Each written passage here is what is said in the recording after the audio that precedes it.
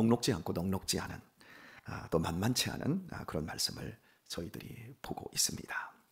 4절을 중심으로 해서 계속해서 말씀을 보고 있는 중입니다.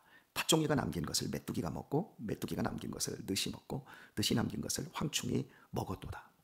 메뚜기 떼들이 계속해서 공격해오고 그래서 결국에는 그것이 엄청난 재난이 되었다라는 이 사실을 말씀해주고 있는 것입니다. 지금 우리 시대의 대재앙은 핵전쟁일 겁니다. 그런데 이 시대의 대재앙은 메뚜기 떼가 모든 걸 먹어치워버리는 이 현상이 대재앙입니다. 예를 들면 우리나라에서 은행이 털렸다고 해봅시다. 은행에 예치되었던 돈, 어마어마한 돈을 누군가가 강도떼들이 싹 털어갔습니다. 엄청난 피해를 입은 거죠. 그죠? 하지만 그 피해를 가만히 보면 실은 은행이 피해를 입은 것이지 대한민국의 경제에는 아무런 피해를 입은 것이 아닙니다. 어차피 도둑질하고 강도질 해간 그 돈을 어디서 쓰지요? 이 나라에서 쓰니까. 그러나 은행에 불이 나버렸습니다. 돈이 다 타버렸습니다. 그것은 국가적인 피해가 될 수 있는 겁니다. 고성의 산불 그리고 속초의 산불, 예전에 한 몇 년 전에 고성 산불 참 어른들에게 이런 일이 없었다 이렇게 말을 하더라고요. 그러더니 의성의 산불 거의 한 열흘 정도 탔죠. 엄청난 피해를 입었습니다. 이런 피해는 의성 지역에만 국한된 피해가 아니라 실은 국가의 재원이 다 타서 없어져 버린 거예요. 그러니까 이건 심각한 피해가 결국 우리 온 국민이 당하게 되는 거라고 알 수 있습니다. 메뚜기 떼가 한번 쳐들어오면 초토화가 됩니다. 어제도 말씀드렸지만 로라 잉글스의 초원의 집에 보게 되어지면 메뚜기 떼가 새까맣게 와서 그냥 며칠 동안 그 주변에 파릇파릇한 식물, 야채, 곡식 그리고 나무 그냥 파란 것은 모두 싸그리 다 뜯어 먹어버립니다. 끝나버리는 겁니다. 먹을 게 없어지는 겁니다. 심지어 창고 안에 들여져 있는 것도 메뚜기 떼가 그 안으로 들어오면 그것까지 다 먹어치워버리고 갑니다. 그래서 메뚜기 떼가 지나간 곳은 불에 탔다라는 표현을 이 중동 사람들은 합니다. 그만큼 무서운 일입니다. 이것이 여러분 한 번만 와도 그의 농사가 버리기 때문에 국가 경제와 국민들의 신음이 얼마나 크겠습니까? 그런데 이게 왔는데 또 오고 또 오고 또 오고 또 오고 이런 식으로 옵니다. 그러면 어떤 부자들도 이걸 돈 있는 사람들도 이런 재앙에는 감당을 못하는 겁니다. 2000년 초에 코로나가 도래했을 때 그때 우리 격리하기 시작했지 않습니까? 여러분은 기억을 하실지 몰라도 그래서 막 격리가 시작되어질 때 돈 있는 사람들, 영향력 있는 사람들은 우리 거기 격리시설 안 들어가겠다. 그럼 어떻게 하겠냐? 섬이나 펜션 같은 데 우리가 들어갈 테니까 우리 이래라 저래라 하지 마라. 돈 있는 사람들은 그렇게 할 수 있었어요. 유럽의 흑사병이 3번이나 도래했을 때도 돈 있는 사람들, 그 시대의 귀족들, 왕족들 이런 사람들은 성 안에 자기들끼리만 들어가서 그 흑사병으로부터 자기들을 보호하려고 했어요. 그런데 흑사병의 원인이 쥐였다는 사실을 몰랐어요. 그래서 더 많이 죽었어요. 이렇게 돈 있는 사람들은 영향력이 있는 사람들은 대재앙이 와도 까딱없습니다. 하지만 대재앙이 겹쳐서 옵니다. 여러분 우리 IMF 때 많이 힘들었지요. 우리나라 많이 죽었지요. 사람들 도산하고 그지요? 그런데 IMF 때 떼돈 번 사람들이 있습니다. 그 사람들은 밤마다 포도주 잔을 탁탁 부딪히면서 호텔에서 그 비싼 밥을 먹으면서 이대로 왜요? 돈 없는 사람들은 돈을 꿀 길이 없어서 그 천정부지로 올라간 은행 이자가 막 15% 막 20% 이렇게 올라갔잖아요. 그러니까 돈 없는 사람들은 지금도 여러분 한 6%대인데 우리 엄청 힘들잖아요. 그런데 여러분 15%입니다. 돈을 빌릴 길이 없는 거예요. 그리고 돈을 빌려도 그 이자를 감당할 수가 없는 거예요. 바꿔놓고 생각해 보십시다. 돈 있는 사람들은 어떻지요? 은행에다 돈을 집어넣었는데 IMF 오기 전까지는 그냥 4% 5% 이자를 줬는데 갑자기 20% 25% 주는 거예요. 그러니까 그 사람들은 그때 떼돈을 버는 거예요. 여러분 모두의 재앙이 아닙니다. 우리 코로나를 지나면서 힘들었지요. 어려웠지요. 경제적으로 타격을 엄청나게 입었습니다. 근데 그게 진짜일까요? 모더나 회사 예방 백신을 대놓고서나 맞춰주던 한 4개의 회사였나요? 이 회사들은요, 천문학적인 돈을 벌었어요. 그 회사가 설립을 하고 지금까지 100년이 넘는 모더나 같은 이런 회사들은 100년 동안 벌어왔던 것보다 짧은 3년 동안 번 게 훨씬 더 많습니다. 어마어마하게 벌었습니다. 그분들에게는 코로나가 길어야 돼요? 짧아야 돼요? 이렇게 기득권층들은 재앙이 와도 그것은 재앙이 될 수 없는 겁니다. 여러분, 우리 6.25 전쟁 때 다 잿더미가 됐잖아요. 그때 여러분, 이 잿더미가 되었기 때문에 엄청나게 돈을 번 기업들이 현대입니다. 대표적으로 삼성입니다. 그 전쟁, 대한민국에 전쟁 없었으면 우리나라 그런 회사들이 세계적인 기업이 될 수 없었습니다. 왜냐하면 6.25 전쟁통에 어마어마한 고철, 고물, 그리고 전쟁 물자를 대는 그런 일들, 그 다 거기에 붙어 있으니까 어마어마하게 돈을 번 거예요. 일본은 일제강점기 태평양 전쟁에서 쳤습니다. 그리고 거의 거지 나라로 전락을 했습니다. 그런데 우리나라 6.25 전쟁이 땅 터지니까 전쟁 물자, 무기 대주는 공급처로 미국이 선정을 해버렸어요. 그래서 우리나라 6.25 전쟁 때문에 일본이 패망한 이후에 급성장하고 오늘날의 일본이 될 수 있었던 겁니다. 그러니까 재앙이 똑같은 누구에겐가 재앙이 다 된다라고 여러분 생각하시면 안 돼요. 코로나 때 이런 큰 회사들만 엄청나게 천문학적인 돈을 벌었습니까? 아니요. 그때 배민, 배달의 민족, 우리나라에서 코로나 없었으면 지금 배달 업체들 있죠? 그렇게 성장 못했어요.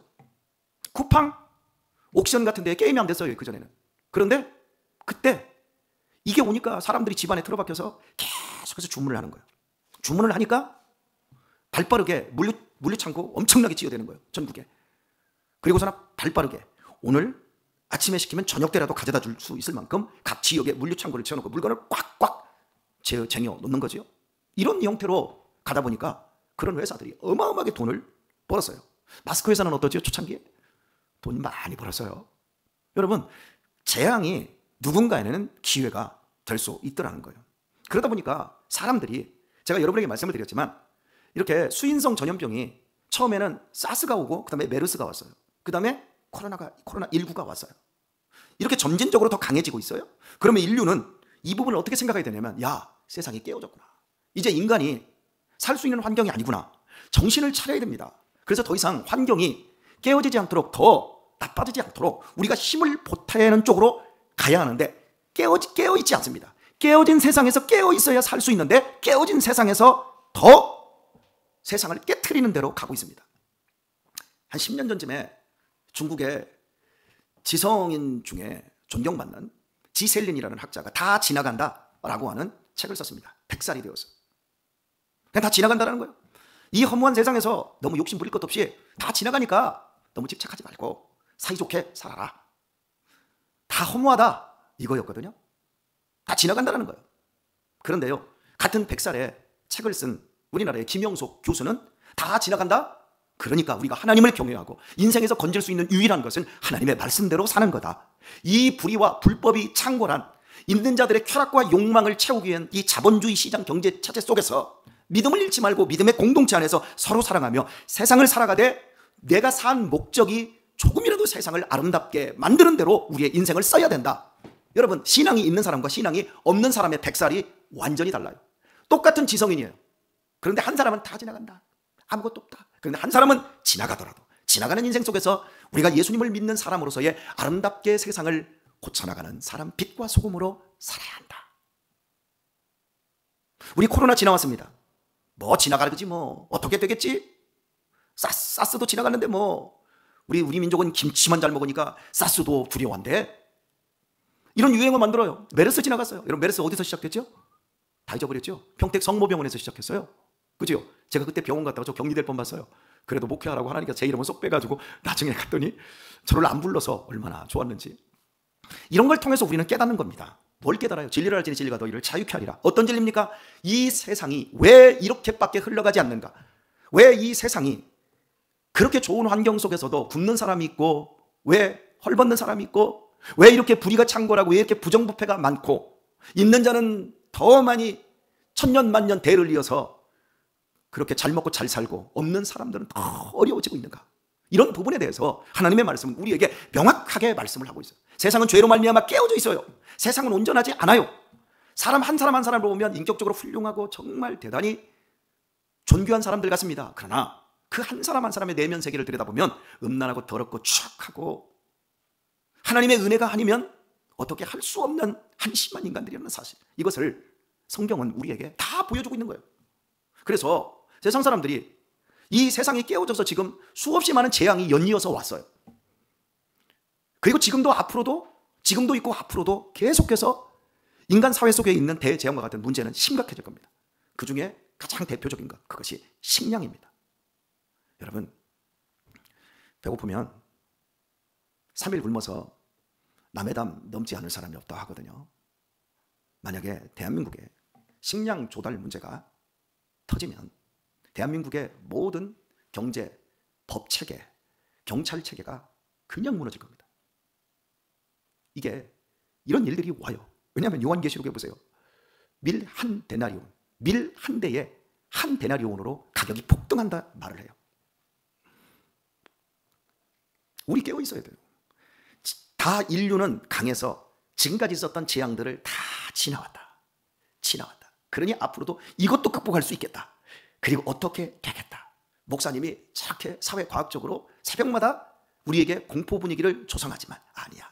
우리는 어떻게 될 거야. 잘 되어질 거야. 결국 그러다가 누가 오시지요? 예수님이 오신답니다.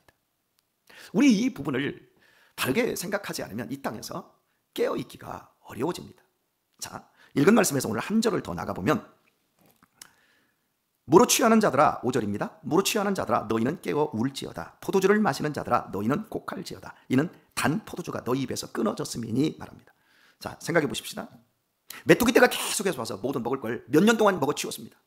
먹을 게 없습니다. 그럼에도 불구하고 포도주를 마시는 자들이 있어요. 그리고 취하는 자들이 있어요. 우리 옛날에 군사정권 시절에 금주령을 내렸잖아요. 기억하십니까? 우리 58 개띠들도 어린 시절이라 금주령이 내려져서 술을 집안에서 옛날에는 많이 빚었어요. 그런데 술을 뭘로 빚어요? 보리, 쌀 이런 걸로 술을 만들다 보니까 식량이 모자라니까 박정희 대통령이 금주령을 명령했어요. 술 먹지 마라. 그리고 술 만들지 마라. 술 만들다가 걸리면 벌금 엄청 때리고 감옥에 집어넣어버렸어요. 이렇게 곡식이 모자랄 때는 술이 사라져버립니다. 술이 판을 치는 건 그만큼 곡식이 넘쳐나고 부유해질 때 그래요. 여러분, 전 세계에서 술 소비량 1위가 어디죠? 대한민국. 술로 시작해서 술로 끝냅니다. 기분 좋아서 술 먹고 기분 나빠서 술 먹고 좋은 일 생겨서 술 먹고 나쁜 일 생겨서 술 먹고 오늘은 껄쩍지근해서 술 먹고 오늘은 기분이 너무 좋아서 술 먹고 이 이유가 우리가 그만큼 지금 잘 먹고 잘 살고 있다는 거예요. 여러분은 혹시 저 멕시코 쪽에서 미국으로 엄청나게 많은 히스패닉 사람들이 들어오는 걸 계속해서 한 10년 동안 여러분 보셨을 거예요. 이걸 바이든은 받아들이고 트럼프는 1기 때 멕시코 앞쪽에 미국 그 경계선에 엄청난 방벽을 세웠지요. 못 들어오게. 그 지금도 이제 못 들어오게 하겠다 그러잖아요. 그런데 끊임없이 멕시코에서 사람들이 들어와요. 그리고 멕시코에 들어오는 사람들은 어디서 들어오죠? 남미, 저 중남미, 에콰도르라든지 뭐 이런 곳에서 계속해서 그리고 남쪽에서. 그리고 이 사람들이 어디서 들어옵니까? 남미 사람만 들어옵니까? 아니요. 시리아, 리비아, 아프리카 쪽에서, 그리고 중국 쪽에서 저 중남미로 들어와서 멕시코를 통과해서 미국으로 들어가려고 계속해서. 그러면 그 사람들이 왜 자꾸 미국으로 들어가려고 하죠? 간단합니다. 먹을 게 없어서 그래요. 배고파서. 자식들 먹여 살리려고 그렇게 들어오는 거예요. 지금 우리는 식량 문제에 대해서 전혀 눈을 못 떠요. 이 대한민국은. 이게 지금 얼마나 심각한 문제인지. 여기 소사벌, 여기 율포리, 그리고 브레인시티 옆에 모든 돈 다 메꿔서. 우리 전종우 집사님이 농사를 짓는데 전종우 집사님이 농사 놓기 전에 이 나라에 쌀, 식량 문제가 안 터졌으면 좋겠어요. 그런데 반드시 그게 터지는 날이 옵니다. 왜냐하면 우리는 식량 루트를 다 해상권으로만 다 가져와요. 그리고 다 미국을 통해서 가져옵니다. 그런데 미국이 NO! 전 세계에 식량을 대주는 선물로 이렇게 가져옵니다. 예를 들어서 올해 지금 물건을 가져다 놓고 물건 있는 현물로 거래를 하는 게 아니라 2025년에 이 식량 거래는 작년에 이미 맞춰졌어요. 그리고 2026년도 식량, 밀, 쌀 그걸 가지고 거대 자본 회사들이 싹 다 잡아버립니다. 그리고 거기에서 미국에 협조하는 나라들에게 식량을 풀어요. 그리고 미국이 등 돌린 나라들은 식량을 안 줍니다. 그러니까 지금 우리나라는 미국에 의존되어 있고 미국의 언론에 따라가니까 이런 식량 위기라든지 환경 위기에 대해서 전혀 말을 하지 않는데, 여러분이 조금만 공부해 보면 금방 이 위기가 무엇인 줄을 알 수 있어요. 그런데 우리나라는 아직도 단포도주를 마시고 있어요. 우리는 이런 재앙이 왔어도, 전 세계에 이런 재앙이 왔어도 우리는 아직도 취하고 있어요. 그런데 우리에게 말합니다. 너희도 곡할지어다. 사스 때 미국의 대통령이 사스 걸렸나요? 메르스 때 미국의 대통령이 메르스 걸렸나요? 자, 그렇다면 코로나19 때 미국의 대통령이 코로나 걸렸나요? 걸렸어요. 점점 이 세상은 아무리 권력 있고 아무리 있는 자라 할지라도 더 이상 이제 하나님이 그들만의 리그를 허락하지 않습니다. 강도가 세어지고 있어요. 자, 역사라고 하는 것은요, 이렇게 설명합니다. 불교 쪽에서는 역사를 돌고 돈다. 그런데 기독교적인 역사관은, 성경적인 역사관은 앞으로 직선형입니다. 시작이 있습니다. 끝이 있습니다. 끝나는 지점으로 지금 가고 있습니다. 그런데 이걸 어떻게 가고 있냐면, 우리 그리스도인들을 위해서 하나님은 역사를 동선형으로, 자 보세요 여러분, 여기서 시작했습니다. 여기서 끝입니다. 이렇게 직선으로 가는 게 아니라 이 직선으로 가지만 이걸 회전을 시키면서 갑니다. 회전을 시키면서 가니까 이게 보이는 거예요. 처음에는 직선으로 가는 것 같은데 잘 들여다보면 이게 소용돌이가 더 커집니다. 이렇게 돌면서 앞으로 가요. 그러니까 깨어있는 사람들은요, 이게 도는 게 보이는 거예요. 그러면서 점점 더 커지고 있구나. 그러니까 주님이 오실 때가 다 됐구나. 마태복음 24장에서 말씀하고 있는 대로 그때는 처처에 지진과 기근이 생기고, 그리고 서로를 미워하며, 자식들은 부모를 거역하며, 그리고 음란하며, 이런 것들을 경고를 해줘요. 그리고 마지막에 이 천국 복음이 모든 민족에게 증거되기 위하여 온 세상에 전파되리니 그제야 끝이 오리라. 그러니 우리에게 깨어있으라. 이렇게 말씀을 해요. 그때의 마지막 때에는 거짓 선지자들이 힘을 내요. 오늘 우리 대한민국 사회를 보십시오. 얼마나 많은 거짓 선지자들이 판을 치고 있습니까? 그 거짓 선지자들이 진짜 선지자의 자리에서 힘을 과시하며 사람들을 진리의 길로 가게 하는 게 아니라 깨어진 세상에서 세상을 더 깨트리는 대로 가고 있어요. 이 심각함, 오늘의 말씀을 맺도록 하겠습니다. 제 동기 선교사님과 이렇게 함께 식사를 하고 또 차를 이렇게 마시게 되었어요. 그래서 이렇게 마시는데 이 선교사님이 저한테 사모님하고 싸운 얘기를 하더라고요.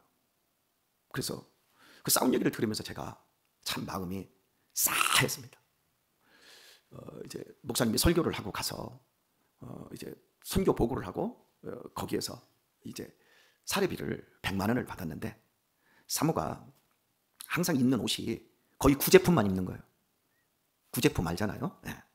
구제 의류만 입어서 목사님이 그걸 자기가 한평생 살아오면서 이 선교사님이 자기 사모 옷을 사준 적이 없어서, 그래서 사모를 불러내서 가가지고 한 말 하지 마, 내 말 들어. 그렇게 하고 백화점에 가서 이 옷을 40만 원짜리를 사줬답니다. 40만 원짜리가 비싼지 안 비싼지는 잘 모르겠는데 저는 아마 그게 중저가라고 생각이 들어져요. 맞는지 모르겠어요. 네. 근데 그걸 사줬대요. 그 사모님이 안 입는다는데 목사님이 안 말하지 마. 내가 당신하고 30년을 살았어. 근데 나 옷 한 벌 못 사줬어. 미안해. 그래서 꼭 나 당신 옷 사주고 싶어. 사줬어요. 근데 사모님이 이렇게 차에서 오시면서 하는 말이, 당신 정신이 있어 없어? 그거 다 2만 원짜리 하나 입으면 그 남는 돈 가지고 우리 애들, 선교하는 애들, 그 필리핀에 있는 애들 있잖아요. 거기에 학교에 굶는 애들, 걔네들 밥을 한 달 이상을 줄 수 있는 거야. 그런데 당신 미쳤어? 그거 가지고 하다가 미쳤니 뭐니 그 얘기를 하다가 이 목사님이, 선교사님이 화가 나가지고 난 당신 남편이야, 선교사이기 전에 하면서 그 이야기를, 싸웠다는 이야기를 하는데 참 제 마음이 내가 무엇을 바라보고 살지? 저는 선교사님들은 선교 현지에서 저렇게 더 많은 영혼들을 먹이고 그들을 입히고 그들을 교육시키는 데에 그냥 내가 2만 원짜리 3만 원짜리 구제 의류나 입으면서도 저렇게 기뻐하고 그것 때문에 저렇게 자기를 세우기 위해 십자가를 붙잡고 저렇게 싸우고 있는데 나는 지금 뭐하고 살지? 나는 십자가를 등지고 있지 않나? 여러분, 지나갑니다. 지금 우리가 없다고 해도 다 못 쓰고 죽습니다. 그런데 우리는 늘 염려하고 걱정하고 더 많이 취하고 싶어 합니다. 세상에 더 단 걸 먹고 싶어 합니다. 그러면서 우리의 양심은 점점 병들어갈 수 있습니다. 우리 이런 것 우리 자신 다시 한번 살펴보면서 이제 못 먹는 날 옵니다. 체력이 안 돼서, 기운이 안 돼서, 이빨이 없어서, 소화가 안 돼서 그런 날 옵니다. 그런 날을 여러분, 우리 기다리면서 우리 남은 생에 깨어있고 이 세상에 소금이 되고 빛과 소금으로 살아가는 세상 사람들에게나 우리 믿는 다른 성도들에게 우리 자신의 삶이 깨어있는 사람의 모습, 하나님의 진리 등대가 되어지는 그런 사람들로 우리 남은 인생을 살아내는 은혜가 있길 예수님의 이름으로 축원드립니다.